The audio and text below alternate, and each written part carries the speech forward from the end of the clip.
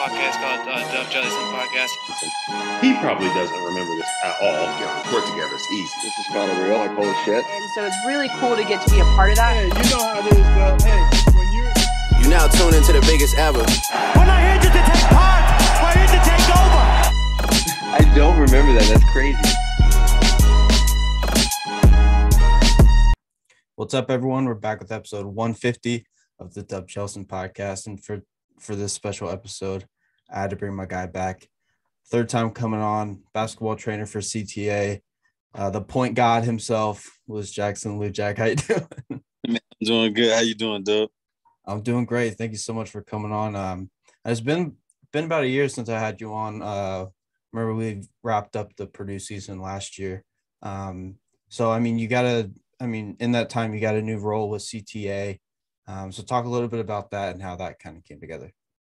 Man, yeah, it's been crazy since the last time we talked. Was doing the camps with Raphael. That's where it kind of all still started. And being down here with Jordan and Courtney with CTA, I had been working out for the TBT, thinking about playing again, seeing, stuff like that. But Jordan would casually hit me with, "Hey, man, you should come to training, come train the kids," just kind of seeing if I would be interested in it. And actually OPS and Fort Wayne reached out. Me and I was going to probably go up there with Ray just because we had been working together. And at that time I didn't have nothing. And Jordan and Courtney waited. They let me choose. They waited to see. But once I told them I was going to go through with the process with OPS, they were like, "Oh, no, now that we know that you're serious and you want this, we've been had a contract for you." So it just it naturally happened. They let me go through the progression. And once OPS offered, they made me an offer. And I was like, I'd rather build here at home with them instead of going to OPS.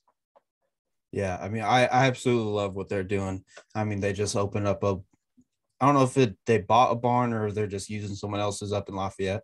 Coach Foster, some people probably remember Todd Foster, the academic advisor for the basketball team, ex-Purdue player. That's his barn. He trains players. So, again, it was just a natural fit. Another Purdue guy, Purdue family, and it all made sense. Yeah, and then they got one of the Anthrops up there too. Big time. And then we actually also, I think he may be in Lafayette, but I know he's kind of be in the North region. I call him Remy, Darrell Connor, but he was Etwan Moore and Kawan Short point guard back in high school, and they won a state championship with the East Nevada. So, yeah, our roster is getting good, man. It's getting real good. It's awesome. When I saw that you got that opportunity and you actually took it, I was so happy for you. I think I texted you that. Yeah. But I mean, just when I went to that camp up in Lafayette, I could see like your passion behind it, and your mind for the game is second to none. I mean, did you expect it to grow kind of how it has? Not at all. I've never mind training because I like helping kids, helping people. I've never minded, but I've never thought of it like I could be a trainer and do it. So like Ray, like that's when it started. It was like, okay, like the middle school kids. I'm not bad with the young kids, but like middle school, high school kids, I like them a little bit more because I started to see like, hey, you could build a relationship with these kids. Like the college level is amazing. And I always have my mindset on being a college coach, which I still want to do one day, but being able to build relationships with these kids, helping them grow, seeing them come in where they're in the stage of still really needing help, but more so building confidence. It started to just make me feel it was rewarding to see kids start coming in, developing, but listening to me, respecting it, but just watching their growth. And now it's like, I tell people I'm a teacher. Like I'm a teacher. I teach basketball, but I also get to teach life skills. And it's been beyond like rewarding. I don't even know how to explain it, but I never thought I would be a trainer. Mm-hmm. And I mean, when I've had all these, Courtney and Jordan and Joey Burton, DG, whenever I have all these people on, they always come back to that relationship aspect of it. Building those relationships is what people want when they come to train with you. Like they don't want some guy that's just going to throw them the ball and say, "All right, go." You know what I'm saying? They want someone that's going to be there for them and can give them that life advice. Definitely. I think that's the biggest thing because we all hit walls with confidence or just being willing to talk to somebody, or we all got weaknesses. And I see it with guys. I was a player once. Like you go to a workout sometimes with a big name trainer or big name players, and their skill set may seem a little bit further on than yours, and then kids get intimidated, and then they're scared to work or just slow down at their pace. And it's like, hey, we all can get better at our own time, and just helping them build that confidence. And now you get more players just believing, and then they're reaching their goals, even if it's not the NBA. Like, they're reaching their goals. Some kids don't think they can play high school basketball. Now they're getting confident. Now they're comfortable with it. And that's, I guess for me, I'm an assist guy. So being a guy that likes to pass, now it's like, hey, man, I wake up, man, I'm here to help you get better. Like, as long as you get better, that's my success. I don't have to worry about winning the game or losing the game. As long as you're getting better, it's great, And did you have to learn kind of how to teach some kids as opposed to others, like just different philosophies and how you approach your coaching? Definitely.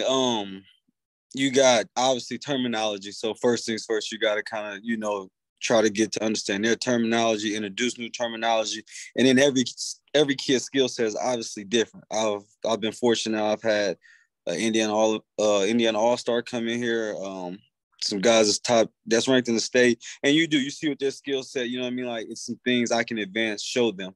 But then I've had joy in working with my 4th, 5th, 6th grade group, because first I'm like, man, I got to teach them to step back right now. I got to give them this cool move. They want to learn. It's like, no, wait, let's break down these fundamentals first. And once we get that down, now we can move forward, and you get it's rewarding. Sometimes the better kids, it's like, hey, we can get in our bag, but then you got to know how to give this kid this treatment and make them still feel like a superstar too. Just because you can't go between the legs crossover right now doesn't mean you can't get there. Let's win the battle of, let's get between our legs first, Mm-hmm. Yeah, and a lot of kids, I mean, I was guilty of this. I played baseball, so it's like kind of different, but I mean, in the same stratosphere, I guess. I mean, you're not going to go from a 200 hitter to a 400 hitter overnight, for example. Right. Something like that. It takes a while to like see the bigger picture. And I know we were talking about golf before we hopped on here. That dude, I mean, the first time I ever went golf, I shot like a 130 something. Awful. Yeah. You have to have that mindset of like, all right, just take it one shot at a time. And I mean, it's the same with basketball or any other sport, honestly. No doubt. And then for you, I mean, what is it about coaching and training the younger kids? How does that speak to you? Oh, man, it's seeing them walk in the door, and like the first day, like they hear my resume, and it's interesting. Like, I didn't get to go to camps to have a trainer, so it is like if I got to meet a trainer that played in the Big Ten, played and was a good player once. So first the kids kind of look at me like they're worried about impressing me, and you start seeing them come in, the confidence each day. Now it's, what's up, coach? First it's a shy, hey, now I'm getting to know the personalities. Now we talk, we know music, and now the kids coming up to me, coach, I went to practice today. I did it between legs crossover, blew past my guy.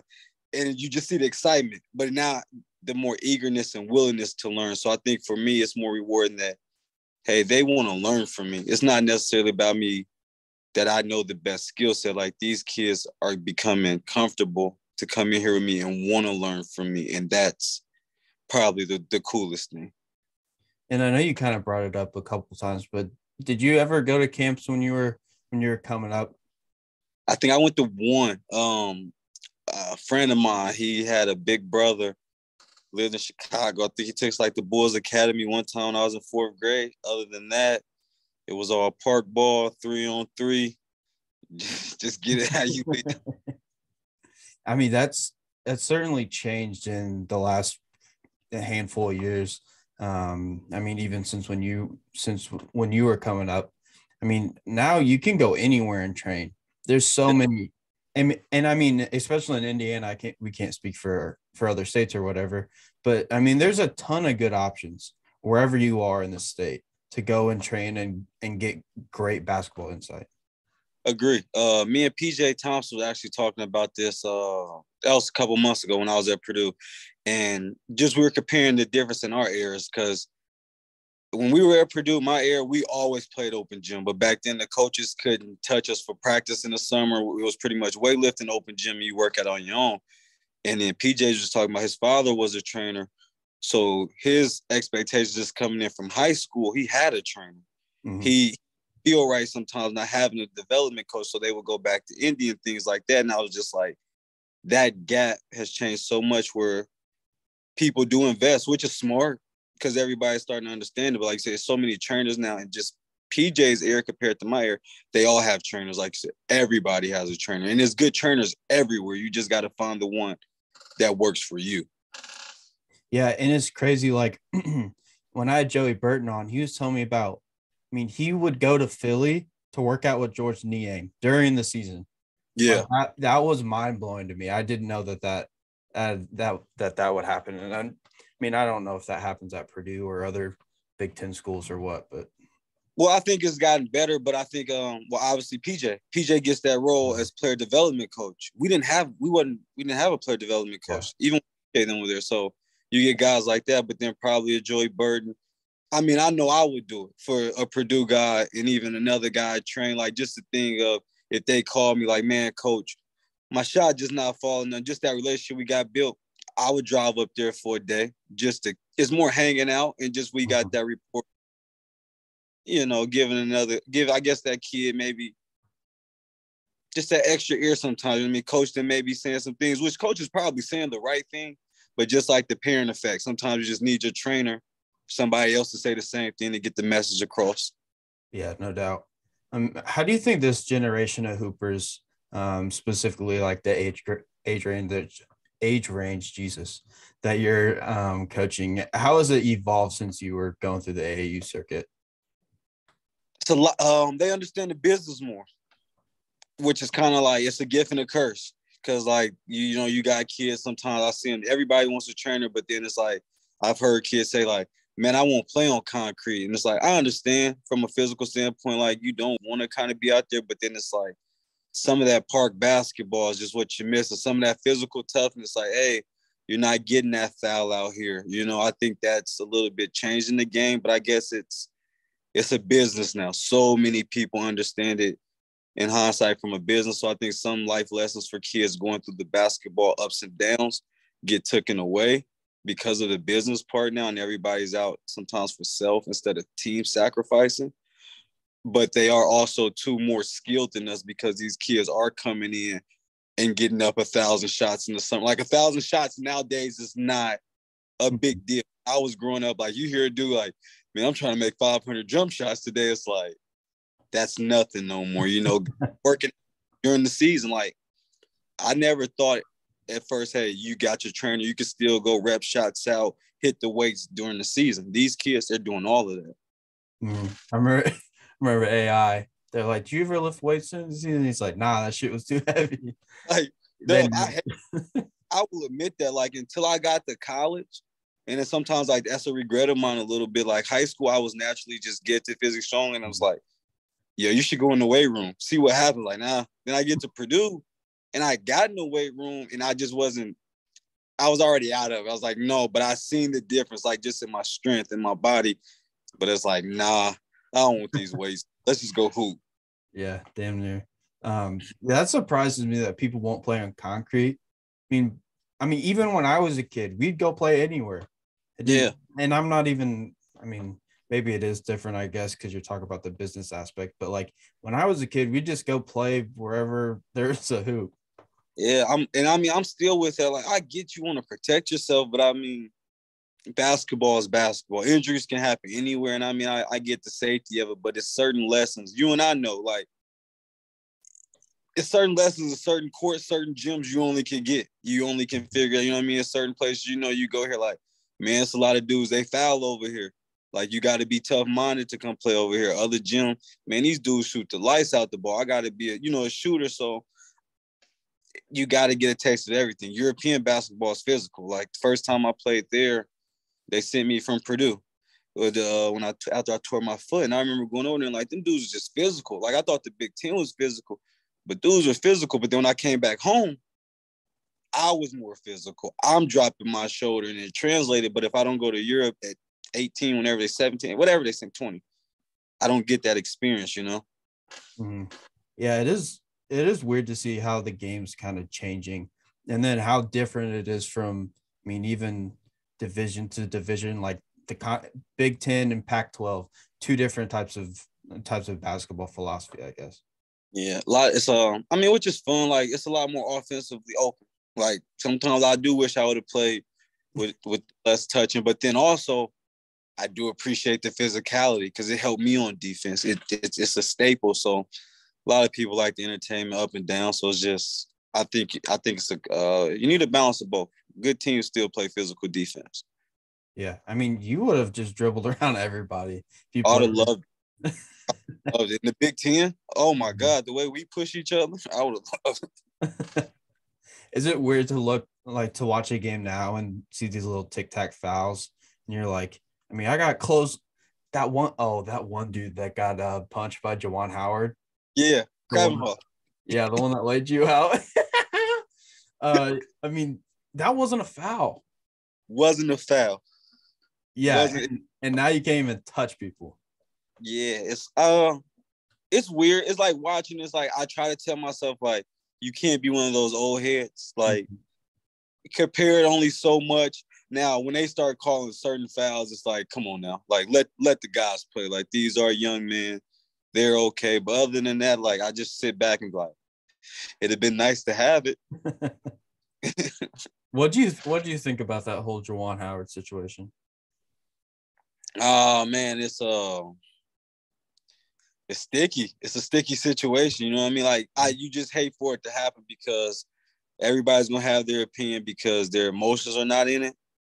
You know what I mean? Like, you hate to see anybody, like, you don't never want to see a coach have any physical altercation just because of their role models. It's national TV, you know, they're public figures, so you never want to see that. It's just tough because Crabman Hall, like, for me, some of it's bias. Like, I don't think as two grown men, you don't grab one man regardless. Like, when I'm walking past you, I've seen coaches be sore losers. I won't name them, but I've seen some legendary coaches lose to Purdue and be sore losers. And Coach Painter just, all right, you know, keep it moving. Seen some coaches rub it in on us when we've lost. Coach Painter keeps it moving. Never seen anybody physically touch him. So you don't like that. Krabbenhoff, I don't know what he said. You kind of see him touch players. It's an unfortunate situation, but I kind of wasn't upset with the smack, but I get it on national TV, role models. We don't want to see that happen, you know. I wish Painter would smack somebody. I want to see that. That would have been hilarious. Oh, that Lucha? Oh. No, I think somebody tried to call. Payne not doing it. Payne not doing it. Nah. He's big enough, though. I think he could, I mean, some furniture would be moving. Let's just say that. I think a lot of people are surprised at how tall and big he is until you see him in person. Like, he's legit probably 6'6", 6'5", 6'6", like legit. Like, yeah. Well, because it's like him and then Izzo. Izzo's short. I think I forget how tall he is. But like when I saw him in person, I was like, damn, I didn't realize he was that small. Yeah. I think Izzo, he's for sure smaller than me. Mm-hmm. Yeah. He has to be. But I mean, as far as this, I know a lot of older guys kind of rip on the AAU circuit nowadays. Do you think it's done a little bit of damage to the guys that are coming up? So yes and no. It's you know what I mean? Because it's like, once again, it's just everything has become, with technology, business, it's so many more avenues so you can see what's going on in the world. You know what I mean? People, everybody had past guys has been through AAU programs, so people already have their opinions. So, you know, these kids are just getting guided by a lot of adults. And unfortunately, some adults have wrong intentions, other adults have the right intentions. So you just try to weed it out. But AAU is very valuable because you could be in a small town. Like, I mean, me being around Marion, some of these suburban towns, some kids that can play around here. But without AAU, you know, they may not get the same look as the guy that goes to Marion. This is just what it is. So it sucks because you do. I know what guys are talking about. You see some programs looking for money. You know, they're lying to kids, and it's unfortunate, but it's a lot of positives. So I think with AAU, you just got to kind of weigh the good with the bad, and it starts within the homes. Parents got to protect their kids and not always look for the money grab. And I'm not saying every parent is, but the money grab is big. Mm-hmm. And I think the reason I asked that is because there's a lot of, like, with a lot of things in life, I mean, it starts with the younger generation and then it moves through which with whatever it is. Do you think that could kind of play a part into what we've seen with the transfer portal and all these different guys moving around? I think there's 1,000 plus in right now. It will probably go to 3,000, honestly. Oh, absolutely. It's the thing of, and I will say this a little bit about, like, you're going to run into some tough times. No matter who you are, you know what I mean? That's the thing I think sometimes for, I'll say it, athletes or anybody that's been successful so much in life, especially athletes, if you've been winning since you were a child, you've been the guy, you get to college, now you're meeting other guys that's you in their city. And some guys honestly can't handle that. People don't ever want to talk about it, but it's true. Sometimes when guys meet better competition, now it's, hey, I got to get up out of here. And some of that does translate to AAU. Hey, this kid transferred from a lot of high schools, you know, when things didn't go his way. And that part is what sucks. I was just telling Ray, I remember my freshman year at Purdue, like, I was upset at the end of the year. And I had a good year, but I was a little upset. Coach Painter didn't want me to go home, yada, yada, yada. And I remember, like, yo, I'm going home. Coach Painter said, you're staying here in Maymess. So I called my mom. He's already talked to my mom. Called my mom. My mom, like, you're staying at Purdue. I said, I'm getting ready to transfer. No, I want to come. You're staying at Purdue. Like, what? Because you don't like something's not going your way. You know what I mean? And the guys like E'Twaun Moore. Like, I remember Kelsey Barlow came here, Tyrone Johnson. You looking around like, man, I don't want this guy to take my spot. But it's either like, hey, I'm going to bust my ass and rise to the occasion where the chips fall, they fall, or I'm going to get nervous because he's getting highly recruited and touted. Now I'm just going to pack my bags up because I don't think coach is going to play me next year. Or coach didn't play me that much this year. Like, players have to have some onus within themselves. If you know you're not jumping to the ball, whatever, what coach is asking you to do and really producing, it's not going to be handed to you, you know? And a lot of guys just at the college level now, it's instant success. And we're all not superstars. Some national championship team, Remy Martin's the fifth-year guy. Arizona State, hell of a score. Went to Kansas, had to play a different role. Still scored, but had to play a big different role than what he did at Arizona, but he sacrificed to win. Sure, that was uncomfortable, but a lot of guys have to be honest with themselves, and is it winning or is it I want the attention? Yeah, Remy Martin was the Big 12 preseason player of the year. And then he ended up getting hurt and was coming off the bench near the end of the season. But, I mean, he got those opportunities too. Kind of relating it back to Purdue, though. I mean, Painter has done a hell of a job of getting dudes to buy in. Definitely. The Indiana Gatorade Player of the Year was a redshirt this year. That's crazy to me. Crazy. That's crazy. Insane. And then, I mean, go ahead. No, go ahead. I was just going to say, what, he's got Mr. Basketball coming in this year. Arguably could have been another Purdue guy that could have been Mr. Basketball as well. I mean, I think they're the top two vote getters. Same as last year, then again. Yeah. Same. like that is a tribute because, like you're saying, we got the Gatorade Player of the Year from last year as a red shirt. But also, and I know that too, it was the decision where Kaufman has to trust him because Coach Painter is saying, hey, you're good. You're definitely good enough. Injury might have set you back a little bit, but hey, would you rather just play right now and get about maybe 10 to 12 minutes or get better, get fully healthy next year? For next year, more opportunity. You know what I mean? He could have easily said, no, coach, I can play right now. I'm transferring. Better situation for him. You know what I mean? Like, willing to grow within the program. But Painter's good at that. He's a team guy, and I think, obviously, I'm an extension of him. So I feel that way. Like, I used to have guys all the time say to me, man, you don't score enough. Hey, E'Twaun Moore, Rob, Juwan, they could take care of, like, yeah, I want to score more, but my job, I need to get those guys the ball. I need to buy into my spot to help them be better, help us be better. And Payne's going to make sure you buy in. If you can't buy in for Purdue, you got to leave Purdue. And I remember when, I think it was the first time you came on, you kind of related to what Rondo did with the big three. That was kind of your role with Purdue, with obviously 3 Big Ten All-American type guys and Robbie, Twan, and Juwan. Yeah, great. You know what I mean? It was like I had to check my ego to a degree, because as a competitor, I'm like, yo, I'm just as good as these guys. Like, respectfully, like, that's how I felt in my mind, especially coming in. Like, I can be a key contributor and I can be good with these guys. And I looked at like, yo, this is AAU. I'm just getting on better teams. Like, each one more, the first time I seen him play in open gym, I told his brother this. It was a late night. I was just rambling. I said, hey, your brother's a pro.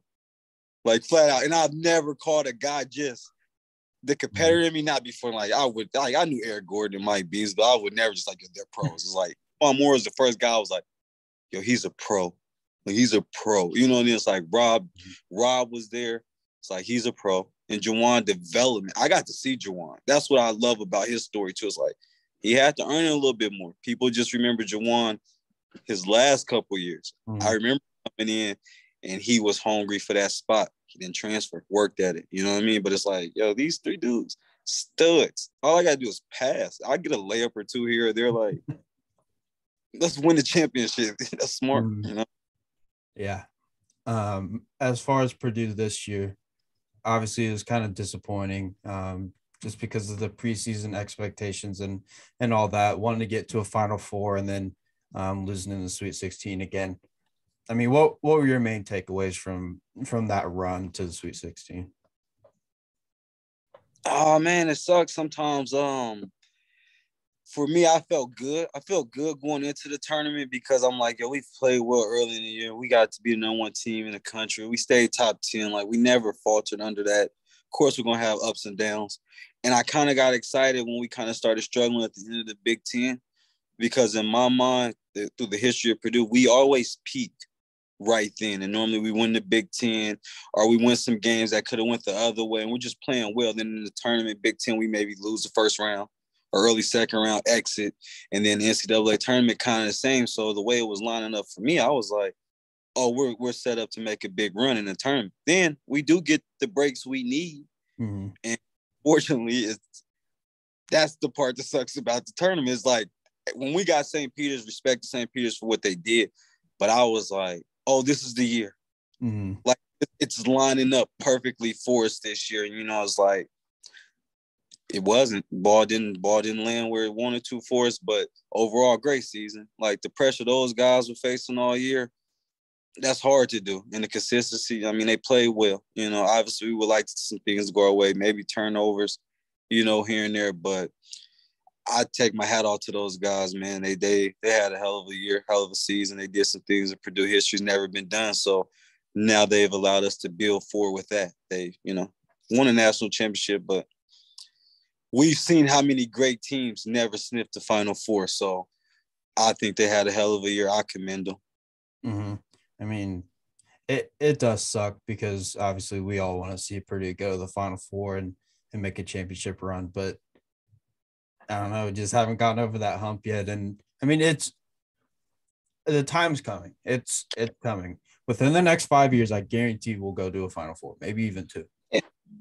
I feel the same way wholeheartedly. Like, I sit back and I try to nitpick at teams, like try to go down roster, but even respectfully to him, probably the greatest coach of all time in the modern era, arguably, Coach K, has 5 national championships. How many of those years did Duke get beaten in the first? I remember when C.J. McCollum beat them in the first. You know what I mean? Like, Coach Painter is now, I jokingly say it, but he is the changing of the guards. He is the older coach now. And he is ascending to where, like, I'm with you. Like, his time's coming. We just got to be patient. It sucks because he's had good teams. But you go from our years, that was what, Coach Painter's 5th, 6th year in the Big Ten? Like, he was, you know, ups and down years. He had to weed some players out, went through some rough patches. Now we're nationally stable now. I'll say that. Purdue is a household name now. It's not anymore. I kind of know about Purdue.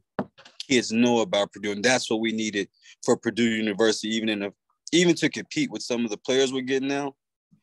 It's coming. We just gotta, you know, stay the course. I saw a little graphic today that was like a dynasty rankings for college basketball over the past 5 years. Purdue was like number 6. It was like the average of the Ken Palm rankings, basically. But I mean, I think Duke, Villanova, Gonzaga, like they were all up there, and Purdue's in that category. They just haven't translated that into a March run yet. Other than they got to the Final Four, Gonzaga, but I don't hear people screaming for Mark Few's job, and I feel like him and Coach Penner pretty much resume like, yeah, he has the Final Four. But if we're going to be honest, every year they say Gonzaga's getting to the Final Four and rarely get to the Final Four. But he's considered a very, and Coach Penner, obviously on the national scale, is respected in that way, but I think sometimes for Purdue fans to grasp that, when's the last time we seen Kansas in the Final Four? Our time's coming. It is coming. It's good. Oh my God. I cannot wait. My dream is to have Painter and Coach Katie on that. Take Coach Katie up there, put him on the podium, and have those two holding that trophy. That would be electric. That can happen. That's what you want. That can happen. I believe that. I believe that wholeheartedly. Because what I don't want is I don't want Painter to be in Coach Katie's shoes 30 years down the road, and we're still talking about this, True. Well, but I feel like that's why he's going to get it too, because it's like the successor, the student. Like he is Jesus Katie's student, and he's knocked the goals down. He's obviously now he's in that different tier coaching level. I laugh sometimes because like, man, I've been knowing Coach, for a long time, but now like you are in a different tier. You are elevating in it. Like this was the first year even looking at the player roster team. Like we've had good teams, but like at one point I was like, maybe they are better than our team. Like maybe that was the first team that made me kind of like man, maybe this is your team. Like it's coming. I don't know. I mean, your guys' team was damn good. Yeah, 2009. But I mean, I think this team might have had more depth. I don't know how to look. Their height is more sexy. Their height is more sexy than ours. That's like respect to the guards is just it's respect. But I think our guard play overall, we're better. I think the way we guard, we're better in that regard. But athletically, skill-wise, they're there. Obviously, when you bring out Zach Edey, like he reminds me of Hasheem Thabit. Just seeing that size, like it's like I remember trying to get in the paint. Hasheem Thabit gets to sit in there to clog up the paint, and I could imagine trying to guard Travion. It just just the skill set. So they're definitely skill set, but I'm biased. I think our guards are better. Depth wise, they're deeper in the post. We have Rob and Jawan. Respectfully, Travis Carroll can come in and spare some minutes, but you got those bigs over there, and Caleb Frost coming in. Yeah. Yeah, fair enough. Was it weird for you to see a team that wasn't great defensively, especially with Coach Paint being at the helm? A little disappointed. I'll say to see that at times, what Coach Painter wants and demands out of us as defenders, and you see that they're ultimately talented enough to do it when they decide to do it. So that's probably the more part where I get upset. It's like, we got the guys. You guys already shown in North Carolina early in your NC State buckling it down in big games. So it's just more of, hey, guys, I know y'all can outscore everybody, but just go and get it over with and shut them down on that end, But, yeah. Yeah. This team was just weird. It was just like, the highs were super high, and then, all the games that they lost by 1 or 2 possessions, it was just crazy. Definitely. I think that's what made it weird, because they were so talented offensively, and that was a gift and a curse, because I did believe it. Like even when teams would go up on us, I was like, man, the firepower offensively they got and the way they do shoot the ball, they're never really out of the game. So I think some of that maybe hurt him at times. Is just like, we got Jaden Ivey. We got this. We got all these guys that can score. Like, we can get 3 stops. And that's the thing, too. I believe they felt when it's time to get 3 stops, we can get 3 stops in a row. But can't nobody stop us down there. And sometimes, the ball just don't drop. Yeah, you look at that St. Peter's game, 1 or 2 of those 3s drops from Sasha or Ivy in the second half. we're talking about Purdue in the Elite Eight. So, you know, that's just how things go sometimes. I mean, how much of a transition kind of moving forward to next year? How much of a transition is that going to be losing Ivy and Williams and Sasha and all them?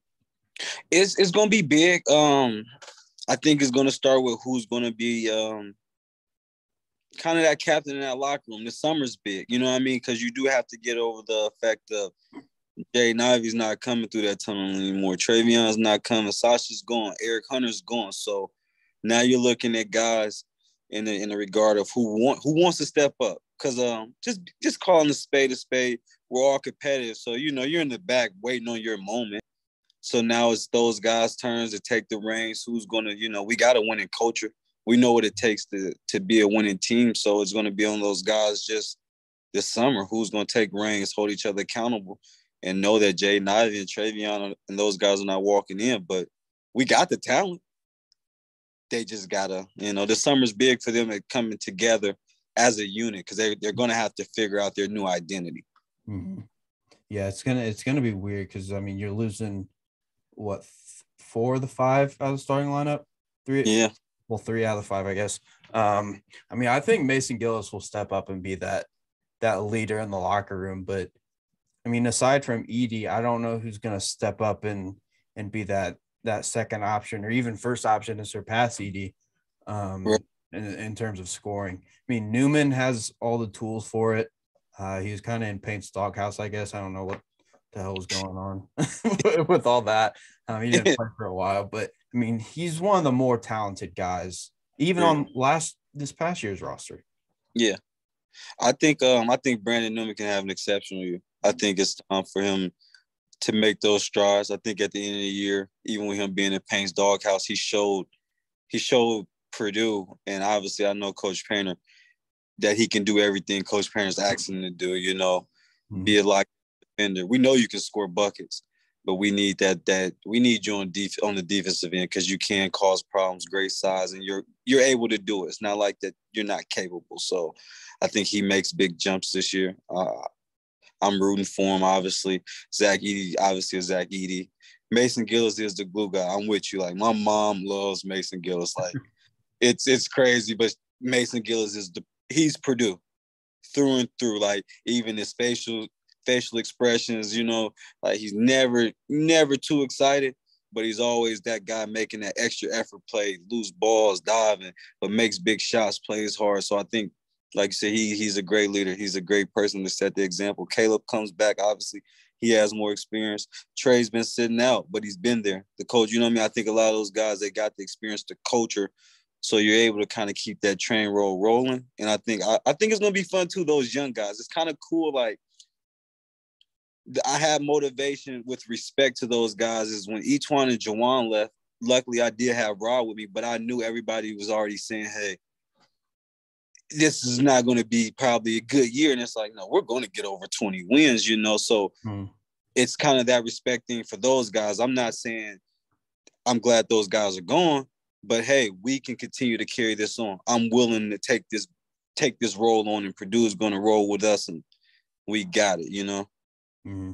I mean, and then you look at someone like Ethan Morton, who I mean, if he took a big leap, I think Purdue's in a really good spot. Even with him I think he's more of a 3 personally. I'd like to hear your opinion.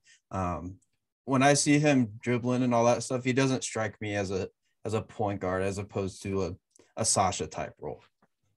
When I look at Ethan, I've never asked Coach Painter this, but I think Coach Painter sees a little bit of Ethan in him.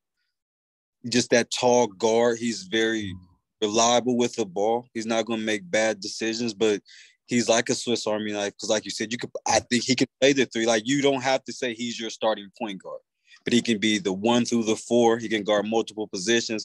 If we need him to bring up the ball to orchestrate to get other guys free, he is a very key component to this year. And I think he did show strides. Obviously, his first year being sick, having to deal with those health issues, getting back in the rotation.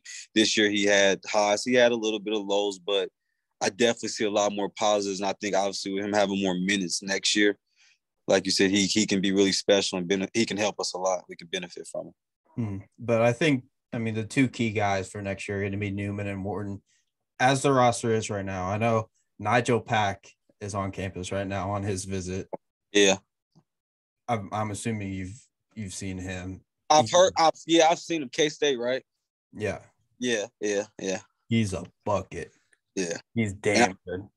We kind of need that right now. I mean, you always need that one guy. Hope if you can get one or two guys, but especially one guy, just when things might break down, like, hey, get us a bucket, or just being able to create for others when things break down. Just that threat on the court, we definitely need that. Mm-hmm. And then, I mean, with Isaiah leaving in the portal, the only point guard on the roster is going to be Braden Smith, unless you want to slide Ethan down and have him as a point guard. So, and I think he gives them a chance. You good fellas. I think it'd be interesting. But I think Ethan gets a chance to play a little bit of that point. You got to think about it. Kelsey Barlow. You know what I mean? He likes. It's a good mix to have a tall and a small guard at times, especially a tall guard that at times can just switch on defense, but he can control the offense. But it's a bigger help sometimes too on defense because Ethan he can score, but he's not pressed to score. So sometimes you can't put him on your best defender because that's the next question. Who's going to be Eric Hunter? Who's going to be that guy that steps up and say, hey, I'm Rayfield Davis. I'm Dakota Mathias, Chris Kramer. You go down the list and be like, I'm going to be a lockdown defender, And I think Ethan can do that too. Agree. He didn't have the best offensive numbers or whatever, but you could tell in some of the close games, even against Rutgers, Purdue lost, but Painter was trusting him to guard Ron Harper Jr. down the stretch. Yeah, and I think sometimes there's no disrespect to the casual fan. Like, you pick up a box score, sometimes you just look, oh, he had 20, he won. And it's like guys like Ethan Moore, stat sheets don't necessarily describe how they affect the game. Like you said, okay, yeah, he might have scored 2 points, but Ron Harper Jr. had a tough night tonight. Those are Coach Painter's big on deflections, obviously. Those type of things that don't get statted is valuable, and a guy like Ethan Moore thrives in those. Mason Gillis as well, honestly. And before we wrap things up here, I know we went over, so I apologize for that. What do you think about the freshman class coming in? I know you've worked with Fletcher a little bit here and there, and then Braden Smith, obviously, Mr. Basketball in Indiana. Camden Heide, who I think is going to get redshirted because his foot's messed up. Gotcha. And then William Berg, the 7'3" kid who can shoot from Switzerland, Sweden, where he's from. I'm assuming Braden Smith and Loy are going to be those two guys that are really making most of the impact for that freshman class in the first year. I would agree. Fletcher's probably the one I got to see the most, and obviously being in the gym with him, playing against him, and just seeing him play. He's Sasha. He's Ron Klein. He's Ron. My expectation of him is that, and it could be better. But when I see him, like you said, making an impact early, he fits the mold. He's a knockdown shooter. Excuse me. What? He's a knockdown shooter. Obviously, just won a national 3-point competition. So that speaks high volumes. But when I see him, he does, he reminds me of Ryan Smith and those guys built when he first comes into school. So I'm excited to see him in the weight room, and I think he's gonna fit right in. He's gonna be a key contributor. And then Braden, I've heard great things about him. I've got to see some clips on him. He looks tough. I like what I see. He'll probably catch me this summer. He doesn't know it yet. I'll probably go do this. I just want to see it. I want to see if it catch him in open gym just to, but everybody in Indiana that I've ever talked to about him, they got high respect for him, say he's tough, and so knowing he's tough-minded, he's going to fit right in with Purdue. And the other two guys, the 7-footer, me and Payne got to talk about him once. I still keep trying to figure out where does he keep finding all these 7-footers that, we couldn't get one, but I'm excited for that. Obviously, just bringing a guy in the 7 foot plus and then being able to shoot the ball is just helps produce so much more. Now you got 2 7-footers back there again with Caleb and Trey, and that keeps them at the 4 in a sense. And if we want to go small, you still got a lot of rotation. So I'm excited. Another kid that broke his foot, I haven't got to really see much of him, but I'll be seeing everybody this summer before they know. Hey, fair enough. I'm gonna let you go. Looks like you're getting ready to do some stuff. As always, thank you for coming on. I really appreciate all you've done to me and kind of embracing me and and coming on and having some good times. No, I appreciate it, man. I told you, family. You whenever, man. I appreciate you having me on again. Yes, sir.